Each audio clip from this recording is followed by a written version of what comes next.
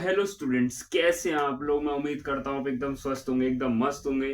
और अब मैं आज से शुरू कर रहा हूँ सेमेस्टर 2 की सीरीज, जिसके अंदर हम कवर करेंगे कंपनी लॉ, कॉर्पोरेट अकाउंटिंग और ह्यूमन रिसोर्स मैनेजमेंट। आज हम स्टार्ट कर रहे हैं कंपनी लॉ, जिसके अंदर हम समझेंगे इंट्रोडक्शन ऑफ कंपनी लॉ। चलिए जल्दी से शुरू करते हैं।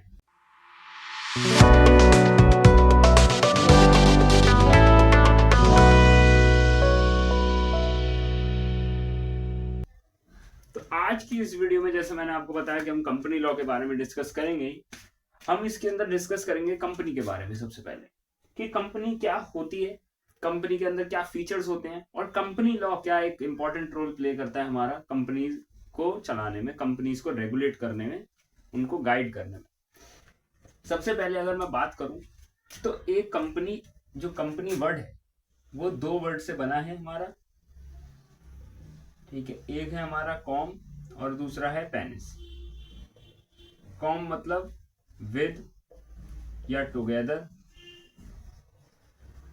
और पेनिस मतलब होता है ब्रेड। ये दोनों वर्ड्स आपके लैटिन भाषा से लिए गए हैं। जो हमारी लैटिन लैंग्वेज है, ये उसके शब्द है, कॉम और पेनिस, ठीक है। तो कॉम मतलब टुगेदर, पेनिस मतलब ब्रेड। कि जो लोग साथ में बैठ के ब्रेड खाते थे पहले के जमाने में और चर्चाएं करते थे एक दूसरे की चीजों पे, जो अलग अलग विषय होते थे उस टाइम के, उसी को हम फिर बाद में कंपनी कहने लग गए। कंपनी का अगर आप वैसे भी मीनिंग देखेंगे तो एक जर्नल मीनिंग हमारा क्या निकलता है कि हम आपस में बात करते हैं कि यार मुझे ना उसकी कंपनी पसंद नहीं है, राइट, या उसकी कंपनी ना यार अच्छी नहीं हो, हमें ना अच्छी कंपनी में रहना चाहिए, हमें बुरी कंपनी में नहीं रहना चाहिए। तो कंपनी का मतलब हम एक तरीके से संगत के रूप में भी इस्तेमाल करते हैं, ठीक है। बट यहाँ पर हम company as a business entity, as a body corporate के रूप में हम इसको पढ़ेंगे यहाँ पर, ठीक है। ये हो गई मेन चीज की किससे बना है। ये थोड़ा अनइम्पोर्टेंट चीज है, कभी आपसे बहुत, बट आपको ये जनरल नॉलेज होनी चाहिए ये वर्ड कहाँ से ड्राइव हुआ है, ठीक है। अब आगे चलते हैं कंपनी के ऊपर। कंपनी क्या होती है? तो कंपनी एक ऐसी बिजनेस एंटिटी होती है जो कि एक सेपरेट एंटिटी होती है। मतलब भैया क्या मतलब सेपरेट एंटिटी मतलब क्या होता है?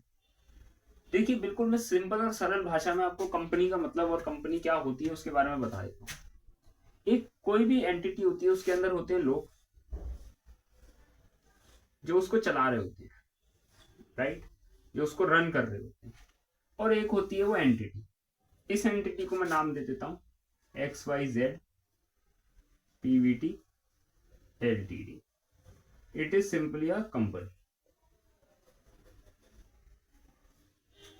ठीक है। अब जर्नली अगर मैं बात करूं, ये होते हैं पीपल।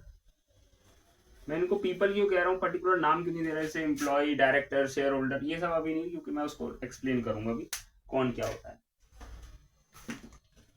अगर मैं सिंपली भाषा में बात करूं तो जो हमारी कंपनी होती है और हमारा, अगर मैं बात करूं सोल प्रोप्राइटर वगैरह की, तो उनमें क्या फर्क है। सोल प्रोप्राइटर के अंदर हमारा क्या होता है बेसिकली, कि जब भी हम सोल प्रोप्राइटर में कोई भी बिजनेस चला रहा होता है, मान लो सोल प्रोप्राइटर की डेथ हो जाती है, ही बिकेम्स इंसॉल्वेंट और he becomes insane, in any of the cases what happens is कि वो धंधा बंद हो जाता है, because there is no other person to run that business. हाँ, अगर कोई और है तो वो चलाएगा उसको, but in the it is assumed that once the sole proprietor is dead, lunatic or insolvent, the business is shut down, ठीक है। सेकंड थिंग, कि जब भी हमारा एक हम बात करते हैं सोल प्रोप्राइटर की, तो हम कहते हैं कि भाई उसकी लाइबिलिटी अनलिमिटेड होती है। दैट मीन्स कि अगर उसने कहीं से डेट लिया है, कहीं से उसने कोई उधार लिया है, क्रेडिट पे चीज ली है, तो even he has to sell his own assets other than the business to pay those debts. Like कि एक कोई सोल प्रोप्राइटर फर्म थी, उसको सोल प्रोप्राइटर फर्म को क्या करना पड़ा कि उसके पास मान लीजिए एसेट्स थे, उसके पास, सोल प्रोप्राइटर की बात कर रहा हूं मैं यहाँ पे, सोल प्रोप्राइटर की बात कर रहा हूं कि उसके पास एसेट्स थे मान लीजिए 5 लाख रुपीज के, और उसका जो डेट था या जो एक्सटर्नल लाइबिलिटी जिसको मैं बोलता हूं, अगर मैं अकाउंट्स की भाषा में थोड़ी सी बात करूं, एक्सटर्नल लाइबिलिटी उसकी कितनी थी, मान लीजिए 10 लाख रुपीज की थी। और सोल प्रोप्राइटर जो पर्सन था, उसके पास खुद के जो एसेट्स थे, पर्सनल एसेट्स, वो कुछ 12 लाख रुपीज के थे, इंक्लूडिंग इज हाउस, ठीक है, house, car etcetera, it includes 12 lakh rupees.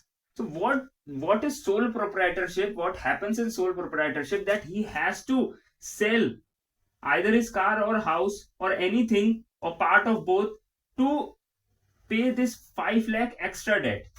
क्योंकि एसेट्स तो 5 लाख के उसके, तो उसने 5 लाख के एसेट्स बेच दिए, 5 लाख का उसने डेट पे कर दिया, बचे कितने, मेरे पास 5 लाख बचे।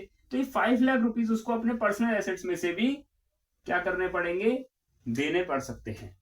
ठीक है, देने पड़ेंगे क्योंकि उसको और कोई चारा है नहीं, उसके पास कोई और ऑप्शन नहीं है, उसको अपने पर्सनल एसेट्स को भी बेच के उन डेट को क्लियर करना पड़ेगा, उन एक्सटर्नल लाइबिलिटीज को पे करना पड़ेगा। बट अगर मैं वही बात करूं पार्टनरशिप की, same goes for the partnership, not limited liability partnership. Limited liability partnership का फीचर ही यही होता है कि वहां पे लिमिटेड होती है लाइबिलिटी। बट नॉर्मल पार्टनरशिप की अगर मैं बात करूं, जो कि इंडियन पार्टनरशिप एक्ट 1932 के अंदर रजिस्टर्ड होती है, उसकी बात अगर मैं करूं तो वो भी सेम चीज फॉलो करता है, सेम फॉर पार्टनरशिप फर्म। बस जो लाइबिलिटी होती है वो पार्टनर्स के रेशियो में डिवाइड हो जाती है। जैसे 5 लाख की हमारी एक्सटर्नल लाइबिलिटी थी, तो 2, 3 और 1 है, अगर मान लीजिए किसी पार्टनरशिप के उसमें, तो 2, 3, 1 में डिवाइड हो जाएगी 5 लाख की लाइबिलिटी। ठीक है, 2 लाख, 3 लाख, 1 लाख में ये डिवाइड हो जाएगी। अगर हमारा एस केस में कुछ भी ऐसा होता है, अगर पार्टनरशिप फर्म होती है, तो पार्टनर्स को अपने जो भी हिस्सा आएगा, जैसे 2 लाख रुपए किसी पार्टनर ए के हिस्से में आया, तो उसे अपने पर्सनल एसेट्स को बेचना पड़ेगा, it includes his house, car और एनीथिंग, और उसको बेच के वो 2 लाख रुपए लेके आएगा और पे करेगा फर्म को, या जो एक्सटर्नल लाइबिलिटी है उनको। ठीक है, बट वहीं अगर मैं बात करूं लिमिटेड लाइबिलिटी पार्टनरशिप या कंपनी की, तो वहां पे एक चीज फॉलो करता हूं मैं जिसका नाम होता है सेपरेट एंटिटी। इसका क्या मतलब है, इसको फटाफट से हम समझते हैं, पहले आप ये नोट कर सकते हैं। ठीक है,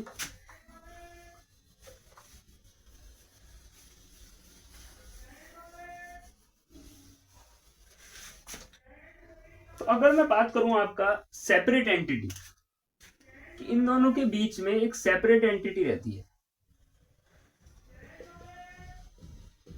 सेपरेट एंटिटी का क्या मतलब होता है, सेपरेट एंटिटी मींस कि जो कंपनी के एसेट्स है और कंपनी की जो लाइबिलिटीज है, वो इन लोगों की लाइबिलिटीज और एसेट से अलग रहेगा।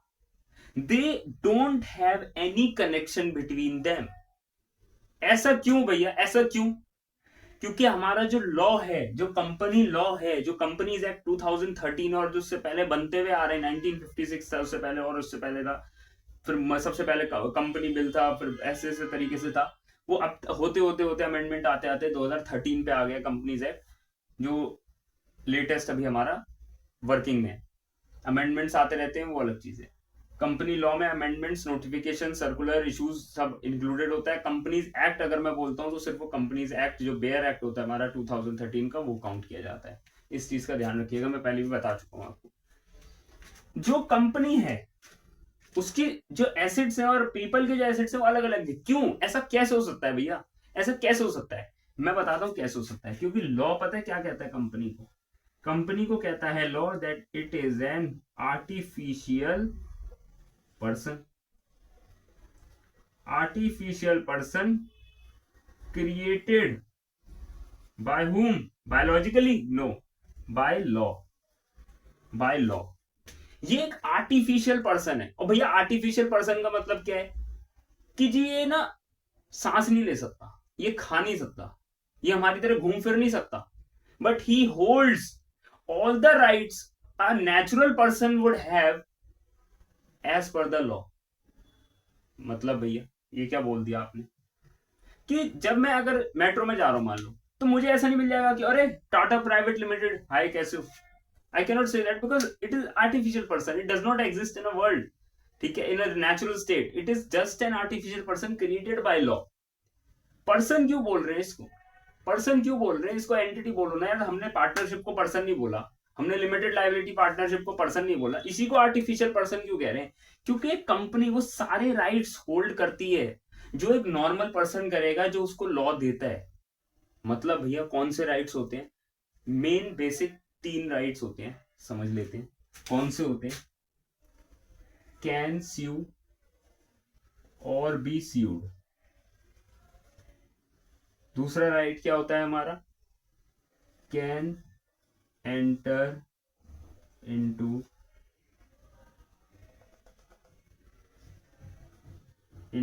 कॉन्ट्रैक्ट। और तीसरा क्या होता है, can buy, hold, dispose property in its own name. मतलब भैया अब इसका मैं समझा दूं आपको फटाफट से।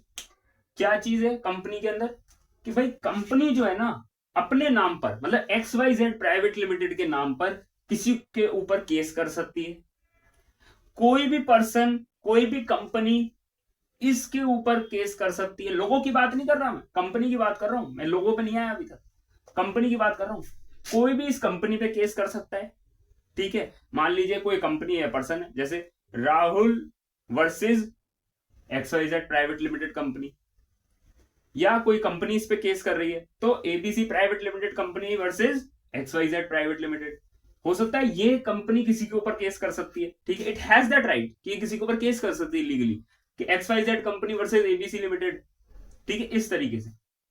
दूसरा क्या है, एंटर इनटू कॉन्ट्रैक्ट। किसी के साथ भी XYZ प्राइवेट लिमिटेड आपका कॉन्ट्रैक्ट एंटर कर सकती है, मतलब कि किसी के साथ भी कॉन्ट्रैक्ट कर सकती है। सपोजिटली सप्लाई का कॉन्ट्रैक्ट है, कोई आपका रॉ मटेरियल सप्लाई का कॉन्ट्रैक्ट है, किसी तरह का आपका वो होता है एक एक्सक्लूसिव राइट होता है, ठीक है। एक्सक्लूसिव राइट क्या होता है कि वो सिर्फ आपसे ही सामान खरीदेंगे और किसी से नहीं खरीदेंगे, ये वाला चीज होती है। तो इस तरीके के अलग अलग कॉन्ट्रैक्ट्स होते हैं, वो एक कंपनी अपने नाम पर एंटर कर सकती है। मतलब जो वो कंपनी, जो वो एंटर होगा कॉन्ट्रैक्ट, वो XYZ प्राइवेट लिमिटेड के नाम से होगा, ना कि उसको जो लोग चला रहे हैं उसके नाम से। थर्ड चीज, कैन बाय, होल्ड, डिस्पोज और sell property in its own name. मतलब कि एक कंपनी अपने नाम पर प्रॉपर्टी खरीद सकती है, मतलब कि XYZ प्राइवेट लिमिटेड अपने नाम पर कंपनी खरीद सकती है, ठीक है। अपने नाम पर कंपनी प्रॉपर्टी खरीद सकती है, सॉरी, अपने नाम पर कंपनी कोई भी प्रॉपर्टी को खरीद सकती है, उसको बेच सकती है, ठीक है, होल्ड कर सकती है, रख सकती है अपने पास।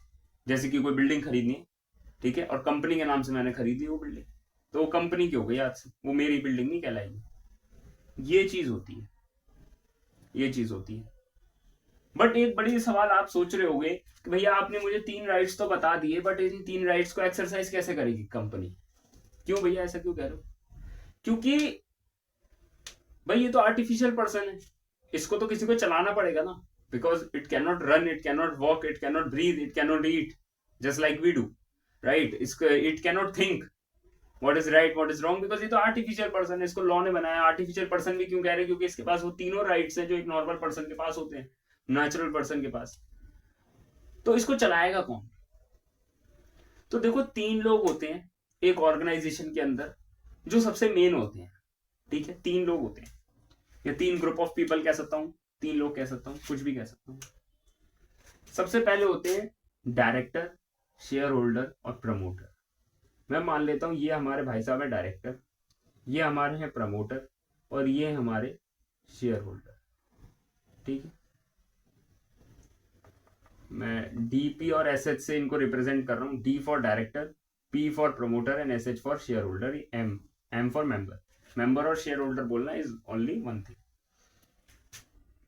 अब भैया डिफरेंस क्या है तीनों में? बहुत बड़ा डिफरेंस मैं बताने जा रहा हूं आपको। कोई बता देगा, शायद बता भी देगा, बहुत जगह लिखा होता है, बट इस तरीके से समझा कोई नहीं पाएगा, क्योंकि बहुत सारे बच्चों को इस चीज में कंफ्यूजन रहता है। But students are worried and students are confused that what is the difference between them. कोई कह रहा है शेयर होल्डर ही कंपनी चलाता है, कोई कह रहा है भैया डायरेक्टर मालिक होता है, कोई कह रहा है जी प्रमोटर मालिक होता है। मैं बता देता हूँ सिंपल चीज, सिंपल सरल भाषा में आपको बताऊंगा कि कौन क्या करता है। सबसे पहले आते हैं हमारे डायरेक्टर्स। डायरेक्टर्स कौन होते हैं? जो कंपनी को चलाते हैं,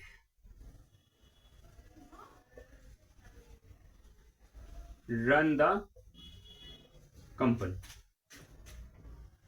फिर भैया शेयर होल्डर मेंबर कौन होते हैं? शेयर होल्डर, या मैं बोलूं member, these are who? These are the owners, owners. तो भैया फिर प्रमोटर कौन है? Promoter are the ones who make the company, who initiate the company, जिनको एक आइडिया होता है दिमाग में, या जिनको एक होता है कि हाँ हमें कंपनी बनानी है, तो वो लोग कंपनी बनाती हैं। क्या करते हैं? बनाते हैं।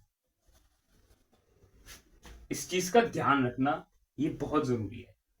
अब प्रमोटर भैया डायरेक्टर हो सकता है? Yes yes. कैसे? कि प्रमोटर मैं हूं, ठीक है, मैंने कंपनी बनाई, मान लीजिए मेरा नाम जैसे हर्ष सिंह है, तो मैंने अपने नाम से बना ली सिंह प्राइवेट लिमिटेड, या जैसे सिंहा अकेडमी है तो मैंने Sinha academy private limited company बनाई, मैं प्रमोटर हो गया। ठीक है, प्रमोटर वही होता है जो कंपनी बनाता है, मैं प्रमोटर हो गया। अब मैंने सोचा यार प्राइवेट लिमिटेड कंपनी में, मैं आपको बता देता हूँ, मिनिमम 2 डायरेक्टर चाहिए होते हैं। ठीक है, तो एक मैंने किसी अपने फैमिली मेंबर को बना दिया और दूसरा मैं बन गया। कोई इसमें दिक्कत है? कोई दिक्कत है नहीं, कोई दिक्कत नहीं। मुझे क्वालिफिकेशन शेयर खरीदने पड़ेंगे अपनी कंपनी के कुछ, और मैं डायरेक्टर बन जाऊंगा। लंबा प्रोसीजर है, आराम से आ गया, पढ़ेंगे आगे कंपनी लोग, सब बताऊंगा। भैया क्या मैं शेयर होल्डर हो सकता हूं अपनी कंपनी का? हो सकता हूं, बिल्कुल हो सकता हूं। भाई मेरे पास अगर 100% इक्विटी अपने बिजनेस की, ये XYZ लिमिटेड जो मेरी कंपनी है मान लेता हूं, तो इसकी 100% इक्विटी अगर मेरे पास है तो मैं ओनर कहलाऊंगा, राइट? तो एक पर्सन तीनों हो सकता है? क्या हो सकता है? हो सकता है। ठीक है, ऐसा जरूरी नहीं है कि अलग अलग हो सकता है अलग अलग हो सकता है शेयर होल्डर अलग हो, डायरेक्टर अलग हो एक कंपनी में। ठीक है, जैसे मैं हूं, मेरे पास इक्विटी पूरी है, but I don't have time to run the company, तो मैं 2 लोगों को अपॉइंट कर दूंगा एज अ डायरेक्टर कि भाई तुम अब कंपनी चलाओ, मुझे बस, मेरा शेयर होल्डर हूं मैं, मुझे अपना तुम शेयर देते रहना, डिविडेंड पे करते रहना। I can do this also, I can do this also. या हो सकता है मैं खाली प्रमोटर हूं, मैंने कंपनी बनाई, ठीक है, कुछ शेयर्स अगर उन्होंने मुझे दिए तो बहुत बढ़िया, नहीं दिए तो कुछ नहीं, क्योंकि प्रमोटर का ऐसा कोई रूल नहीं है कि आप उसको रिएम्बर्स करना पड़ेगा। प्रमोटर इज समथिंग कि आप, you cannot, you can't pressurize the company or the director or anyone to give them any remuneration in the lieu of making that company। ठीक है, तो वो चीज नहीं है। बट हाँ, मैं हो सकता है प्रमोटर हूँ, मैं डायरेक्टर किसी और को बना दूं, और मैंने शेयर होल्डर भी किसी और को बना दिया, मेंबर मैंने किसी और को बना दिया, 100% इक्विटी मैंने किसी अपने दोस्त को दे दी, कि उसको मैंने, जैसे मान लो कोई मेरा दोस्त था और उसको कंपनी बनानी थी, ठीक है, तो मैंने उसकी कंपनी बना दी। अब उसने अपने हिसाब से डायरेक्टर अपॉइंट कर लिया, अपने हिसाब से उसको मैंने इक्विटी दे दी, उसकी जो इक्विटी थी 100% उसको मैंने दे दी। कुछ अपने, अगर शेयर मैंने, उसने मुझे वादा किया होगा किसी शेयर का, तो उसने मुझे 5% 10% शेयर दे दिया अपनी कंपनी के, हो गए। तो anything could be happen, but ये डिफरेंस बहुत जरूरी है जानना आपके लिए कि शेयर होल्डर मेंबर मतलब होता है ओनर, डायरेक्टर कौन होते हैं? जो चलाते हैं कंपनी को, प्रमोटर कौन होता है? जो बनाता है कंपनी। ठीक है, ये होता है मेन चीज। अब यहीं से एक और चीज निकलती है भैया, कि आपने बोला था सेपरेट एंटिटी, तो सेपरेट एंटिटी क्या है? कि वही चीज कि भाई जो ये डायरेक्टर प्रमोटर शेयर होल्डर है, इनका कोई भी एसेट, ठीक है, कोई भी लाइबिलिटी, ठीक है, ये दोनों चीजें इसके साथ कनेक्टेड नहीं है, नॉट कनेक्टेड। इनका अपना है और इनका अपना है, ये एसेट इनके लाइबिलिटी अपने अपने हैं, इनके अलग है। मतलब कि अगर कंपनी मान लो डेट पे नहीं कर पा रही है, तो उसकी जिम्मेदारी होगी वो कंपनी कहीं और से और लोन लेके दूसरा लोन पे करे, कुछ भी करे, it depends on the company, not on the employees. In employees का दिमाग खराब जरूर होगा कि हाँ भाई यार कैसे करें, कैसे पे करें, ये सब चीजें वो देखेंगे कि कैसे पे करना है, बट ये अपने एसेट्स नहीं बेचेंगे कंपनी की लाइबिलिटी पे करने के लिए। ठीक है, सेपरेट एंटिटी का मतलब ये होता है कि वो अपने नहीं बेचेंगे एसेट्स, कि हाँ भाई यार अरे कंपनी को 2 लाख का डेट है और एसेट इतने हैं नहीं, हम अपनी गाड़ी बेच देते हैं, नहीं, उससे कोई फायदा नहीं होगा, क्योंकि सेपरेट एंटिटी है। These both are considered different, these both are considered different. ठीक है, ये चीज हो गई। अब यहीं से एक और फीचर निकालता हूं मैं कंपनी का, जिसका नाम होता है परपेचुअल सक्सेशन। भैया इसका मतलब क्या होता है परपेचुअल सक्सेशन का? परपेचुअल सक्सेशन का मतलब होता है, परपेचुअल सक्सेशन का मतलब होता है चलते जाना। ठीक है, चलते जाना। जस्ट